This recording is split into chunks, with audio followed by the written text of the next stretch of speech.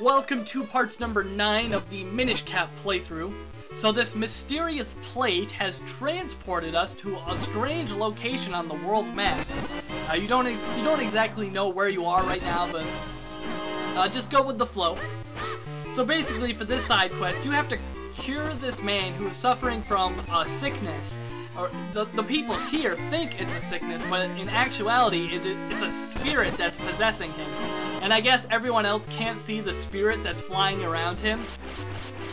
And so you need to pull out the gust jar and suck it in, and then he will become better.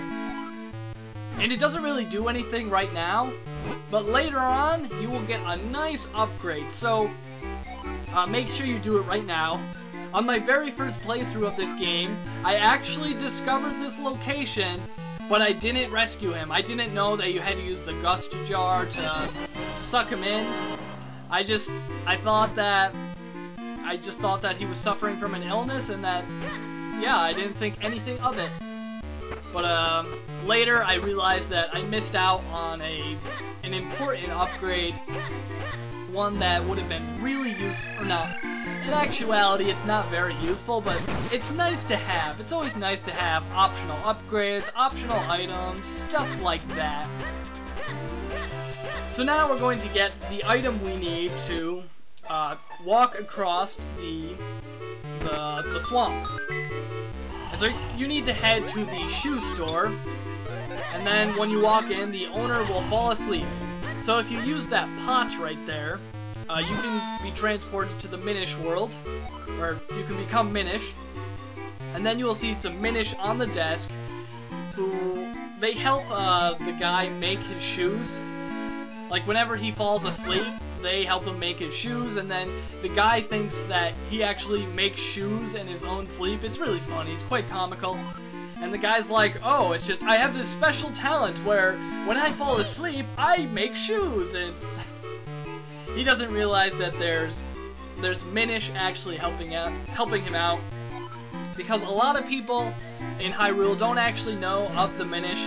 They don't know that they inhabit Hyrule Town, because I think I'm not sure if the adults can't see the Minish, or the Minish just won't appear for the adults. I forgot which one it is, but you can only find the Minish because you are one of the only children in this town. You're one of the only childs that's in the town, because this world, it doesn't have that many children. It's mostly adults and stuff like that.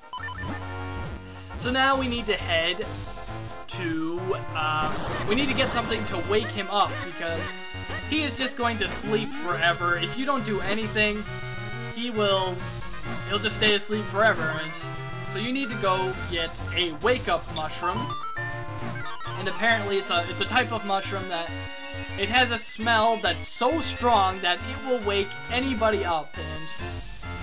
And alright, I guess that makes sense.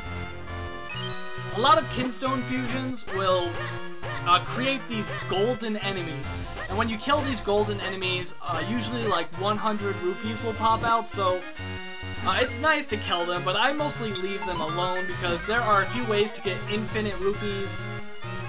So you really don't need to worry about the golden enemies. Kill them if you want. They do have a ton of health, and they will hurt you for a lot of damage, so keep that in mind. If you fuse with this farmer right here, a Goron will open this cave, and this starts another side quest where we have to get more and more Gorons into that cave. 6 of them in total, and specific Kinstone fusions will make more Gorons go into there, so keep that in mind. And here I just fuse with the other farmer because I have to do all of the Kinstone fusions. I don't know if I mentioned this, but there are 100 Kinstone fusions in the game, so yeah, it's a pain looking for some of them, especially when you get to the end, when you only have like 6 or 7 left. I mean, it's really hard looking for those final ones, and the reward you get for finishing all of the Kinstone pieces is really, It's not worth it. There's no reason to ever do it. It's just for bragging rights, and you'll see why when we get to the reward. It's really not worth it. Head back to your own house and fuse with your grandfather, and this will lead you to your second empty bottle. I think, yeah, you get 2 bottles from Kinstone Fusions, and 2 of them you have to either find or buy, so keep that in mind. I think we get the next empty bottle in this video. 2 bottles in 1 video. You can get the first 3 bottles relatively quickly, but the final bottle you have to wait for. It takes a long time to get to the specific fusions you need to get the Gorons to go into that cave. And right there, if you see, there's another bottle, but it's filled with some mysterious substance. So we're just gonna go steal the bottle. I mean, why not? Who likes that shopkeeper anyway? His prices are too high, and he just seems like a scumbag. I mean, do you really want? He just looks like a jerk. I mean, so we're gonna steal from him because we don't like him, and yeah. In many of the buildings in Castletown, there's attics and stuff, and the Minish will be there, and they will often have quite a few Kinstone Fusions. So just whenever you're walking around town or whatnot, just go up to people and press L really quickly, and then if nothing happens, then they don't have a Kinstone Fusion. But if they do have a Kinstone Fusion, obviously they will activate it and see if you have the piece, and if you do, fuse with them, and yeah, it takes a long time to get all 100 Kinstone Fusions. It's not a fun side quest, and honestly, there's no reason to do it. Just do all the fusions that get you good stuff, like heart pieces, optional upgrades, and yeah, don't worry about all the other fusions. I mean, they're useful for getting like rupees and stuff like that, but they're not that useful. So just go behind him, and he will notice you. He'll get really surprised, and he's like, "Oh, this is for employees only," and who cares? You are the legendary hero. So if you try to steal it, he will notice it, and he says it contains food for his dog, and he will actually offer you the bottle, but you have to go feed his dog. So you won't be able to use the bottle until you feed the dog. But really, Link could have just exited this building, poured the dog food out, and then just took the empty bottle. I mean, why isn't that an option? That would have been hilarious. I thought that would have been really funny. I don't know why they don't allow you to do that. That would be hilarious.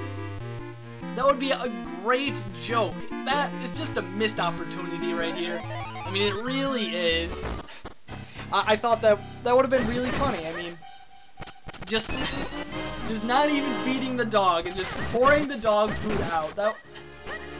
I don't know. I thought that would have been really funny, but I guess they decided that you should be a good person. You have morals. Link has morals, and he won't just pour the dog food out. He will go feed the dog, and yeah, or maybe Link is he's an animal rights activist.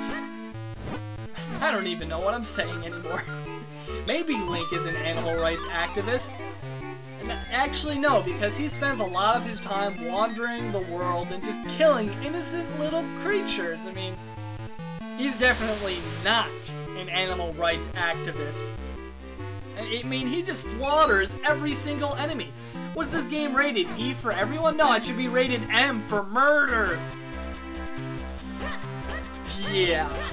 So anyways, the dog is located in Lake Hylia. And, yeah, you can head there now. But you can't really do anything in Lake Hylia because, like most Legend of Zelda games, Link can't swim. I don't know why. Why can't the legendary hero swim? Why can't he swim? I mean, he can swim in a lot of the 3D games, like Ocarina of Time, Majora's Mask. He can kind of swim in Wind Waker. I mean, he can only swim for so long, and then he drowns, but at least he can somewhat swim. Why can't Link swim in any of the 2D games? Ugh! It makes me angry. So, head to Long Long Ranch, and you will discover that the owner lost the key, and the only spare one is inside, which makes no sense. Why would you put the spare key inside? But whatever. So you have to go inside as Minish and grab the key, then head back out, and he will let you in. And this is the only way to get to Lake Hylia. You have to go in the house and then go out the other entrance. It's a really strangely designed house. I don't know. Whatever, I'm not going to question it, but his daughter will tell you that, or no, she doesn't tell you, but that daughter will sell you milk that she sells inside the plaza of Hyrule Castletown. And the milk is actually really useful. I think it functions like a potion. So if you ever have a few extra rupees and an empty bottle, try buying some and it'll be useful.